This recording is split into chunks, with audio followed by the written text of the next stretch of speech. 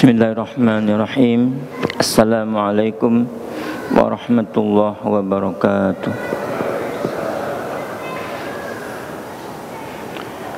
Innal hamdalillah nahmaduhu wa nasta'inuhu wa nastaghfiruh wa na'udzu billahi min syururi anfusina wa sayyiati a'malina. May yahdihillahu fala mudhillalah wa may yudlil fala hadiyalah. Asyhadu an la ilaha illallah wahdahu la syarikalah wa asyhadu anna Muhammadan abduhu wa rasuluh la nabiyya ba'da. Allahumma shalli wa sallim wa barik ala nabiyyina Muhammad wa ala alihi wa sahbihi wa man tabi'ahu bi ihsan ila yaumiddin. Allahumma la sahla illa ma ja'altahu sahla wa anta taj'alul hasna idza syi'ta sahla. Jamaah yang berbahagia, kita bersyukur kepada Allah Subhanahu wa taala atas limpahan rahmat sekali kepada kita sekalian sehingga kita bisa melaksanakan sholat maghrib dengan berjamaah. Kita berharap sholat maghrib kita diterima oleh Allah Subhanahu wa taala. Amin ya rabbal alamin. Segala kekurangannya mudah-mudahan Allah menutupi dengan ibadah-ibadah sunat setelahnya atau diampuni oleh Allah Subhanahu wa taala. Salawat dan salam semoga tercurah buat Nabi kita Muhammad sallallahu alaihi wasallam beserta keluarganya, kemudian para sahabatnya, lalu para tabi'in, atba'ut tabi'in, dan tentunya siapa saja yang terus tegak melaksanakan Islam sampai hari kiamat kelak. Kita langsung saja, jamaah yang berbahagia, kita hari ini fikih, giliran fikih dari kitab Fikih Muyassar. Kita akan sampai di bab ke-13 tentang sholat istisqa.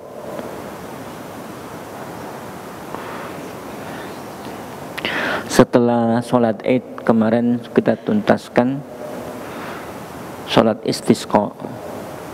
Mungkin sholat istisqa kita belum pernah melaksanakannya, atau salah seorang dari kita pernah melaksanakan.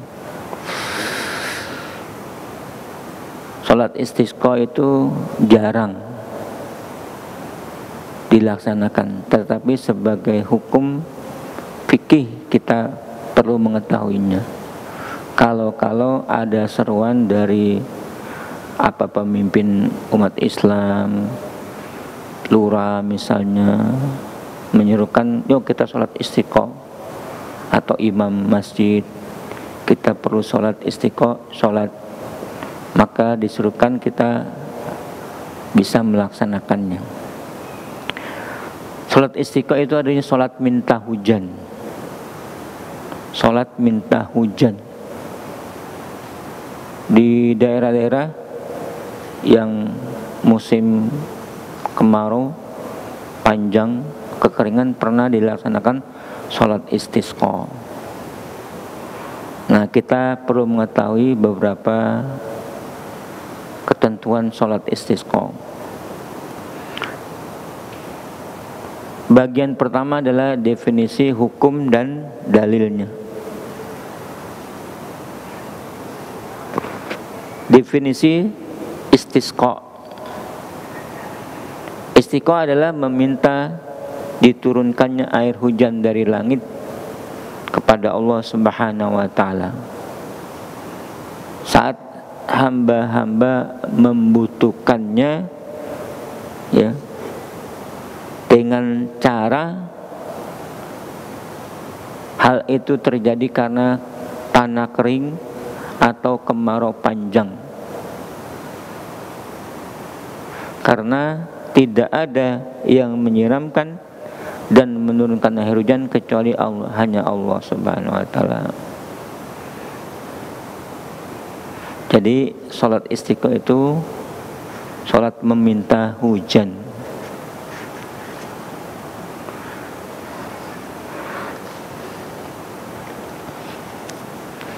Hukum sholat istiqo. Hukum sholat istiqo adalah sunnah muakkadah, ya, sunnah muakkadah. Sangat ditekankan, terutama ketika masa kekeringan melanda sebuah negeri. Mungkin kekeringan yang panjang, kemarau yang panjang, orang-orang satu negeri kesulitan air, mintalah kepada Allah. Karena itu bagian dari sunnah. Nabi kalau terjadi kekeringan suka minta atau istisqa dengan caranya yang diterangkan oleh syariat. Ya, jadi sholat istisqa itu sunnah muakkadah, sangat ditekankan ketika terjadi kemarau yang panjang dan kesulitan air. Berdasarkan ucapan Abdullah bin Zaid, diterangkan oleh beliau, kharajan Nabi sallallahu alaihi wasallam yastasqi fatawajjaha ila al-qiblah yad'u wa hawala ridaahu wa shalla rakataini jahara fihima bil qiraah. Jadi Abdullah bin Zaid mengabarkan bahwa Rasulullah pernah keluar meminta hujan. Banyak disebutkan dalam hadis-hadis tentang sholat istisqa. Ya, ada yang seseorang di luar Madinah datang kepada Nabi ketika Nabi sedang khutbah Jumat. Dia berkata, "Ya Rasulullah, minta doakanlah atau mintalah kepada Allah karena ternak-ternak kami pada mati, ladang-ladang kami kering kerontang, Allah tidak menurunkan hujan, mintalah berdoa kepada Allah." Kemudian Nabi berdoa, bukan dengan melaksanakan sholat. Ada juga masa tertentu Nabi melaksanakan sholat dengan mengajak kepada kaum muslimin.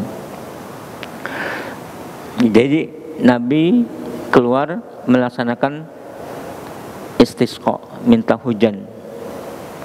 Nah, bagaimana tata caranya? Nabi menghadap ke kiblat,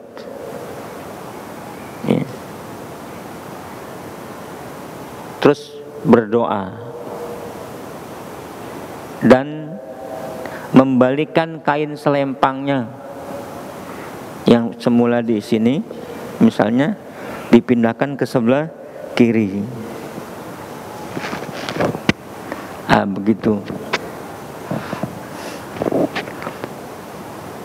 Dan sholat istiqo dilaksanakan dengan jahar bacaannya. Apakah malam hari atau siang hari, dan mesti dilaksanakan di tanah lapang, ya. Itu dalil dibolehkannya istiqo, disunahkannya istisqa, muttafaqun alaih.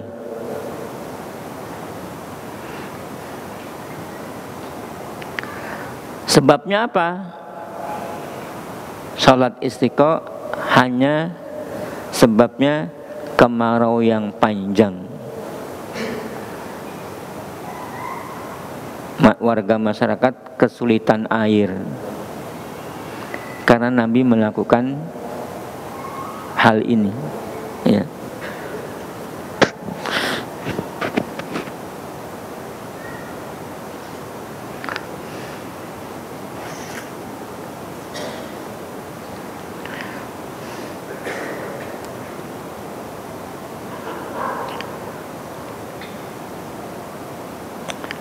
Nah, kemudian yang ketiga adalah kapan dilaksanakan sholat istiqo.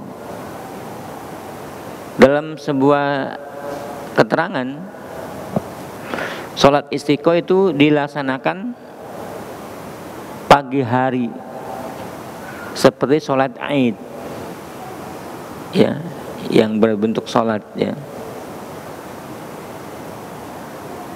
Kalau bukan dilaksanakan dengan sholat,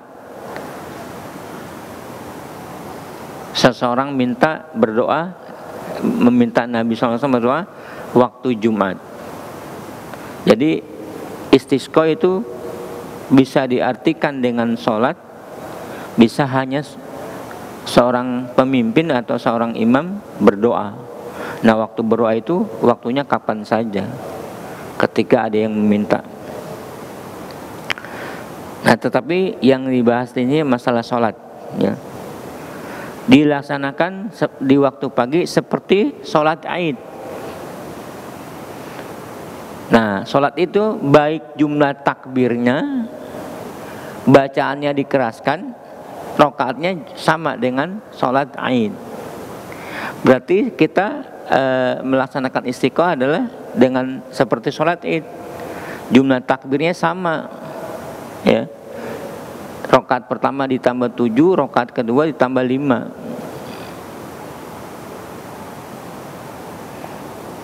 Ya.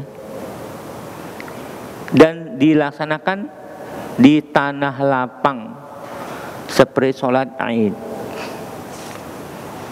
Dilaksanakan sholatnya dengan 2 rakaat dengan bacaan dikeraskan pada keduanya seperti sholat Aid. Dan sholat itu dilakukan khotbahnya disampaikan setelah sholat. Demikian juga jumlah takbir, ya, tambahan takbirnya dan bacaan surat pada 2 rakaatnya. Ya, jadi itu yang sholatnya dilaksanakan di pagi hari di tanah lapang. Pelaksanaan sholat seperti sholat Aid, jumlah takbirnya sama dengan sholat Aid, bacaannya dikeraskan.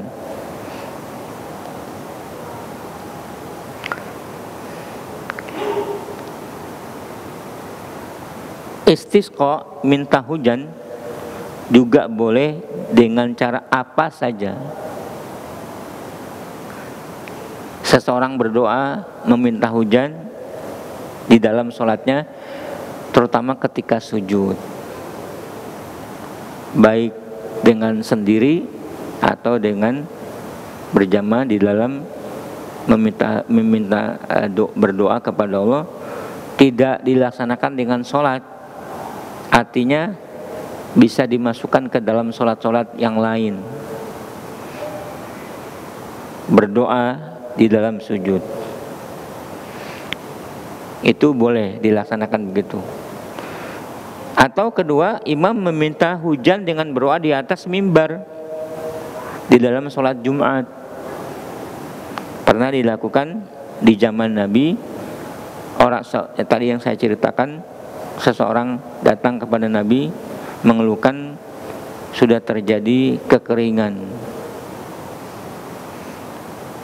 Dalam sebuah hadis Nabi berdoa, terus nggak lama kemudian awan tebal sekali, ya. Maka hujan. Terus hujannya tidak berhenti sampai sepekan. Terus hari Jumat berikutnya yang tadi datang datang lagi kepada Nabi, mengatakan hujannya terus menerus, maka juga menyusahkan kami ya Rasulullah. Tolong doakan supaya terjadi hujan turunnya di lembah-lembah saja. Kemudian Nabi mengisyaratkan memenuhi. Jadi dalam sholat Jumat lagi khutbah, imam bisa berdoa supaya minta hujan.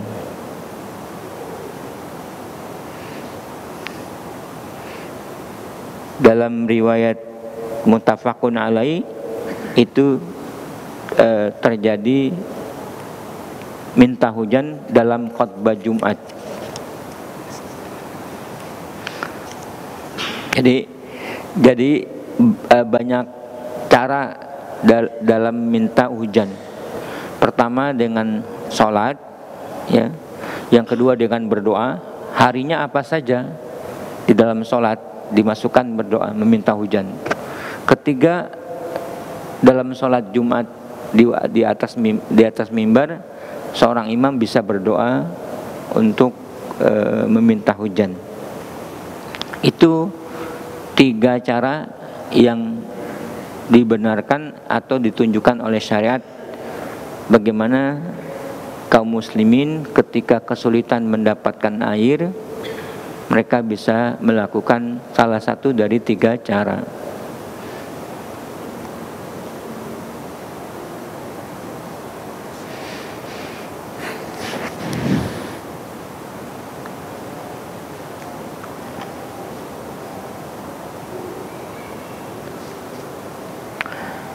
Bagian keempat, keluar menuju sholat istisqa di tanah lapang. Kalau imam atau pemimpin suatu negeri, kampung, bila imam hendak menunaikan sholat istisqa ini, maka hendaknya dia menasihati masyarakat, memerintahkan mereka agar bertaubat, berhenti dari perbuatan dolim, meninggalkan permusuhan dan kebencian, karena ini adalah sebab ditahannya kebaikan oleh Allah Subhanahu wa Ta'ala. Karena kemaksiatan adalah sebab kekeringan, sedangkan takwa adalah sebab keberkahan. Ya, pertama kali itu imam mengajak masyarakat untuk bertobat, karena musibah tidak terjadi kecuali karena kesalahan kita berbuat dolim.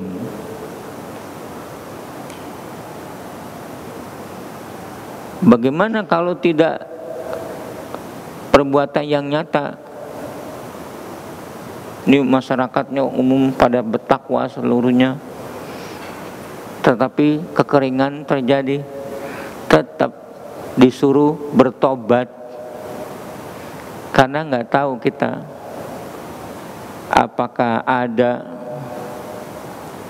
dari masyarakat itu yang satu saja tidak berbuat dolim. Itu kan rahasia, maka dinasihati secara umum, karena bertobat itu penting, ya. Bahkan orang soleh yang tidak pernah berbuat salah dalam kacamata kita senantiasa bertobat, beristighfar.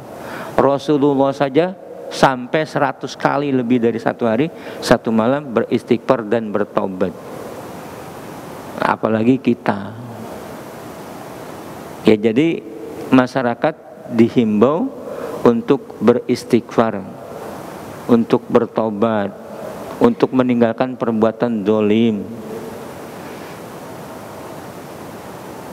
Karena perbuatan maksiat kepada Allah sebab terjadinya musibah. Dalam sebuah ayat disindir, walau anna ahlal qura amanu wattaqau la fatahna alaihim barakatim minas sama wal ard walakin kadzabu fa akhadnahum bima kanu yaksibun. Ini ayat bahwa kalau sebuah negeri beriman dan bertakwa, ya, pasti dibukakan berkah dari langit dan dari bumi. Dari langit dengan diturunkan rezeki berupa hujan, dan dari langit tumbuhnya tumbuhan, ya. Walakin kadzabu, tetapi penduduk sebuah negeri itu mendustakan. Fa akhadnahum, maka kami ambil mereka sebagai sebuah peringatan kepada mereka disebabkan apa yang mereka selalu kerjakan.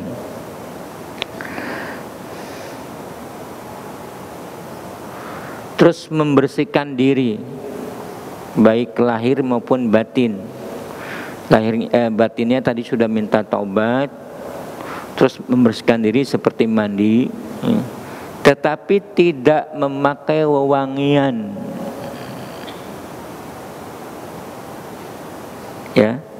membersihkan diri dengan mandi diantaranya, tetapi tidak memakai wangian, tidak memakai perhiasan, karena hari ini adalah hari kerendahan dan kekhusyuan.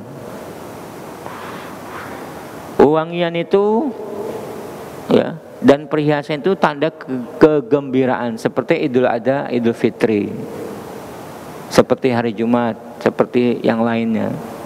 Memakai wangi-wangian disuruh oleh Allah. Tapi dalam kondisi minta hujan, itu suasana kekhusyuan, kerendahan. Jadi tidak boleh pakai wangi-wangian. Terus keluar dengan penuh tawadu, bukan dengan gembira. Kalau Idul Fitri atau Idul Adha, kan orang yang keluar dari rumah bergembira dengan menyuarakan takbir. Kalau ini dengan penuh ketundukan, ya, ketawaduan, kerendahan, kekhusyuan.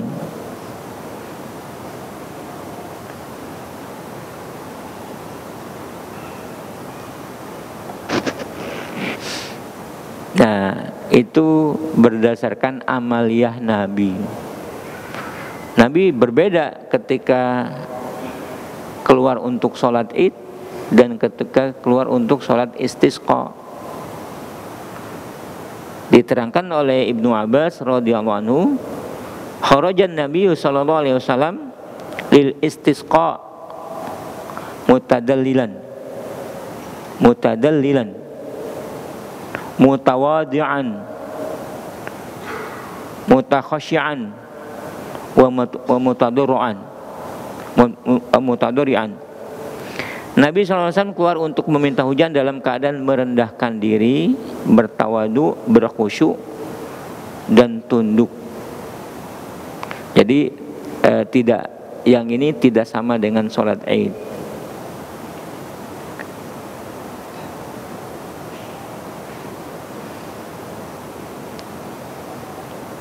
Karena orang yang sedang mengalami kesulitan, bahkan semuanya orang, maka ketika kesulitan kita sangat butuh bantuan Allah Subhanahu wa taala. Maka kita meminta. Nah, ketika meminta dengan khusyuk, dengan rendah diri, tawadhu, berbeda dengan hari Id. Hari itu hari kegembiraan, hari raya, kegembiraan. Bahkan pada Id boleh bahasanya berpesta, ya. Bahkan dalam sebuah hadis, ketika sholat Id itu bisa mengadakan kesenangan-kesenangan, bahkan sampai bernyanyi. Keadaannya ketika orang sangat membutuhkan bantuan Allah, maka mereka merendah diri. Nah, itu yang membedakan daripada sholat Id-nya.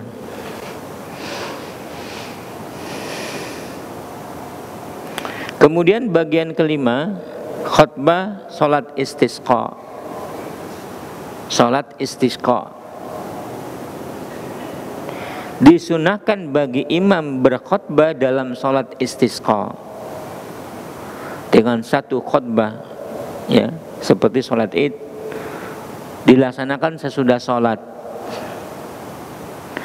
Hendaklah khutbahnya simple, singkat, namun mencakup seluruh masalah yang ada pada saat itu, yaitu kesusahan karena tidak mendapatkan air. Dalam khutbahnya, imam juga mengajak hadirin untuk bertobat, memperbanyak sedekah, kembali kepada Allah, dan meninggalkan kemaksiatan. Inti khutbahnya itu.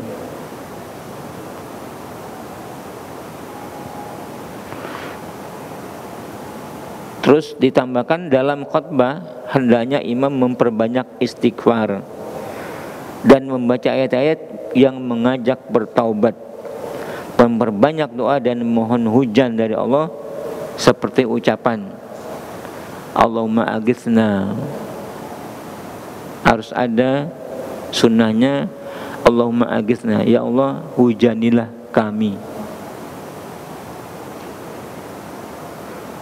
Dan ucapan Allahumma asfina ghaisan mughisan mari'an mari'ah ajilan ghairu ajil nafi'an ghairu dhar. Ya Allah, berikanlah kami hujan yang membantu dalam mengatasi paceklik ini, yang nikmat juga yang menyuburkan, yang segera datang dan tidak tertunda, yang bermanfaat dan tidak memudaratkan, atau semisal itu.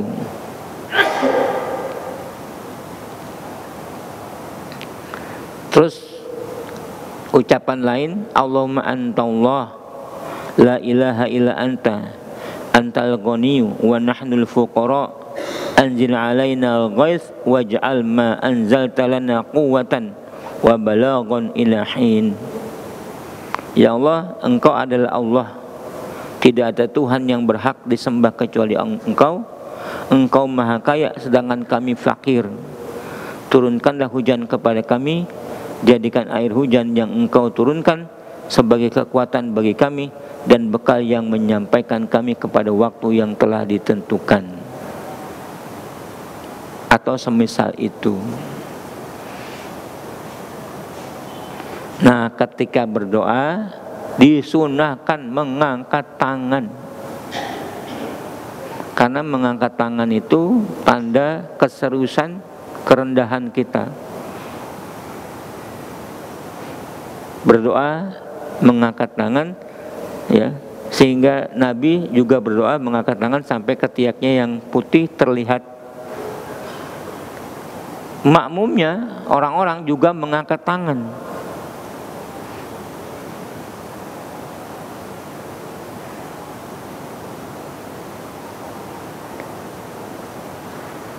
Di dalam khutbah,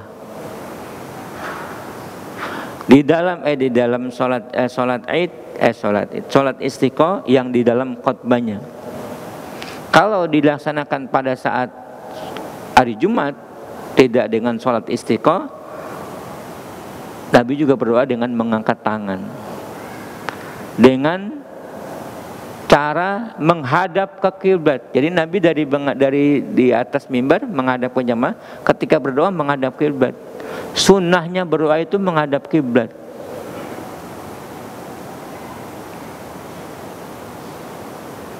Apalagi doa yang sungguh-sungguh dipanjatkan.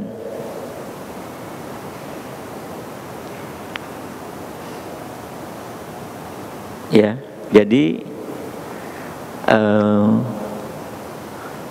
memperbanyak doa dengan mengangkat tangan, mengajak jamaah yang hadir untuk mengangkat tangan juga.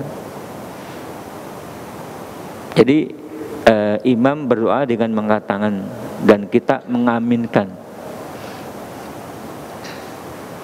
Juga di dalam khutbah itu memperbanyak baca sholawat kepada Nabi SAW, karena itu merupakan sebab dikabulkannya doa.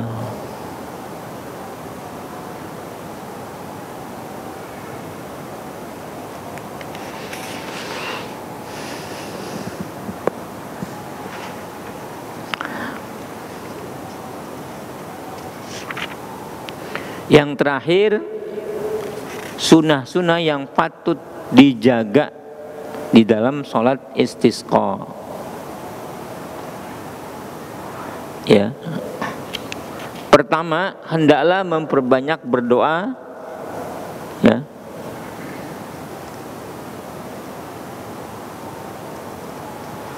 Dengan cara Nabi memperbanyak doa di dalam khutbahnya. Ketika sudah berdoa, beliau menghadap ke kiblat, jadi membelakangi jamaahnya.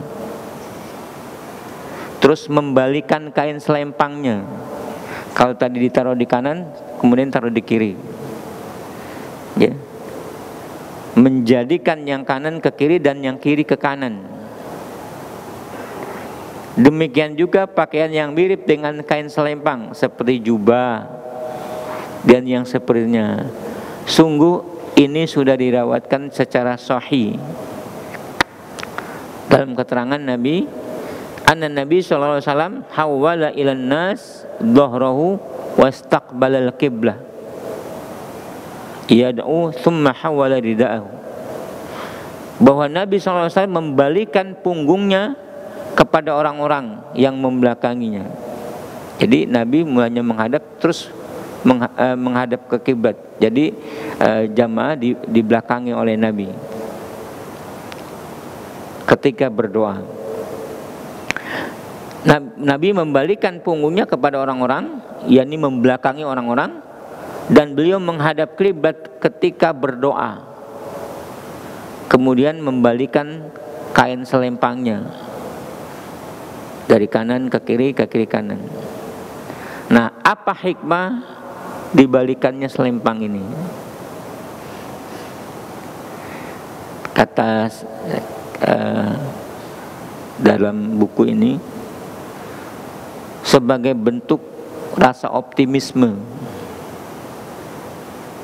agar Allah memudahkan keadaan, yaitu mengubah dari kondisi yang sulit menjadi dimudahkan. Ditandai dengan membalikkan kondisi terani. Itu hikmah, salah satu hikmahnya.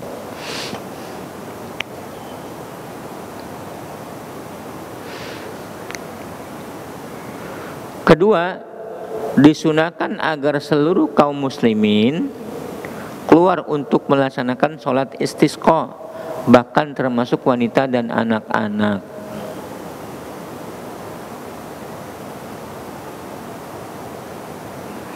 Ketiga, disunahkan berangkat dengan khusyuk, tunduk dan rendah hati, karena Nabi SAW keluar untuk istiqomah dalam keadaan merendahkan hati, tunduk, khusyuk dan tawadhu.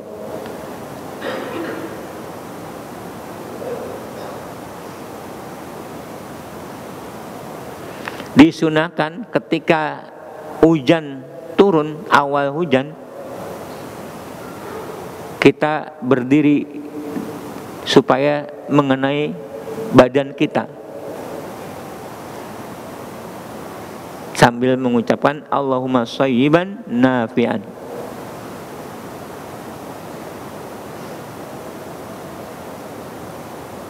Dan ucapan mutirna bifadlillah wa rahmati. Kami telah diturunkan hujan dengan karunia dan rahmat Allah Subhanahu wa taala.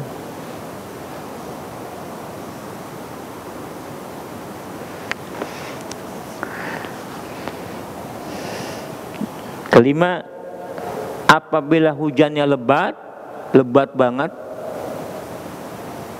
dan khawatir hujan yang lebat itu mendatangkan bahaya, disunahkan kita membaca doa Allahumma hawalaina wala alaina, Allahumma ala dirab wal akami wa butunil ardiyah wa manabitus sajar. Ya Allah, jadikanlah hujan ini turun di sekitar kami dan janganlah Engkau jadikan turun menimpa kami. Ya Allah, alihkanlah ia ke bukit-bukit, dataran tinggi, perut-perut lembah, dan tempat-tempat tumbuhnya pohon. Itu sunnahnya. Ketika hujannya lebat terus menerus dan jadi bahaya, misalnya banjir. Nah, begitulah tentang sholat istisqa. Mungkin kita belum pernah melaksanakan. Kalau orang yang hidup di Arab itu bisa terus menerus tidak pernah hujan. Kalau kita mungkin berlebihan airnya, sehingga tidak perlu sholat istiqo kecuali tempat-tempat yang kekeringan kalau musim kemarau. Nah, kalau sekarang pada kebaru berdoa seperti Allahumma hawalaina wala alaina, ya Allah jadikanlah hujan ini turun di sekitar kami dan jangan menimpa kami. Nah, hikmahnya karena kita orang beriman, kita meyakini semuanya kejadian di muka bumi, apalagi menimpa kita, itu karena keputusan Allah, takdir Allah. Jangan lepas keterikatan, ketersambungan kepada Allah. Bagus terus menerus secara jamaah dihidupkan. Nah, tapi orang-orang yang tertentu saja bisa memahami keterikatan kepada Allah Subhanahu wa taala. Begitulah tentang sholat istisqa kita sudah bacakan, mudah-mudahan bermanfaat. Silakan yang mau bertanya. Adzan dulu, adzan. Memang ketika sholat berjamaah di masjid macam-macam warnanya orang. Yang pertama, kita mesti berlapang dada. Kalau yang dilakukan oleh saudara kita ada kesalahan, kita tegur setelah sholat. Kita baik-baik tegurnya. Banyak keterangan bagaimana cara menegur. Memang kita terganggu dengan adanya saudara kita sholat bersama kita, tapi sholatnya itu tidak benar menurut yang kita tahu. Banyak, misalnya, ya maaf ya, itu sholat dia bergerak terus. Ada orang sholat bergerak, goyang-goyang terus. Termasuk di sini ada. Sholat goyang.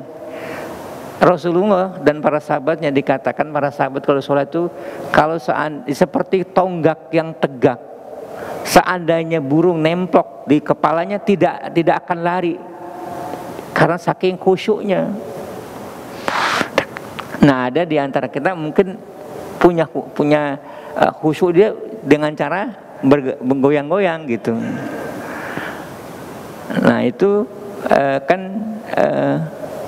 nggak tahu ya, apa ikut irama kali, imamnya bacanya bagus, wah khusyuk sampai gerak.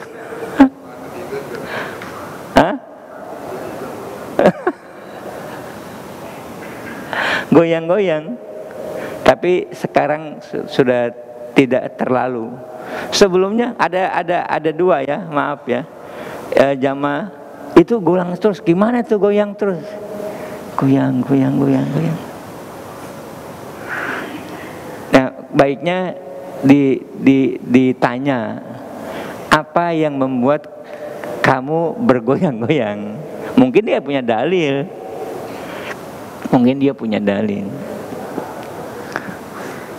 Nah, perkara orang sholat harus merem, harus terbuka matanya, tidak boleh merem.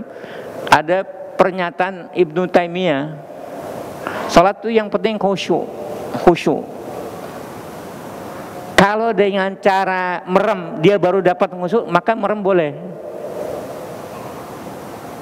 Tetapi lebih baik khusyuk tapi mata terbuka. Itu yang lebih baik.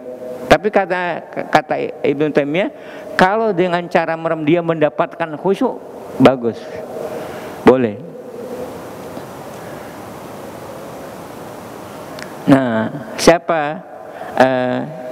bagaimana kita menegurnya ya? Negur dah.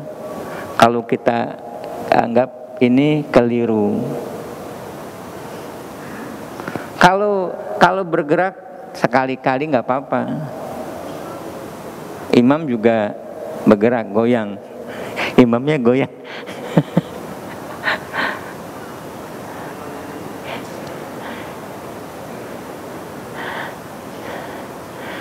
Sholat itu sunnahnya seperti kata hadis seperti tonggak. Para sahabat kalau sholat seperti tonggak, khusyuk seperti batang yang ditancapkan di tanah. Nah, berarti tidak goyang. Nah, mungkin yang goyang itu punya dalil, wallahu a'lam bishawab. Gitu ya. Wah, udah habis. Kita akhiri. Semoga bermanfaat yang sedikit ini. Kita akhiri. Subhanakallahumma rabbana wa bihamdika asyhadu an la ilaha illa anta astaghfiruka wa atubu ilaik. Alafu minkum. Assalamualaikum warahmatullahi wabarakatuh.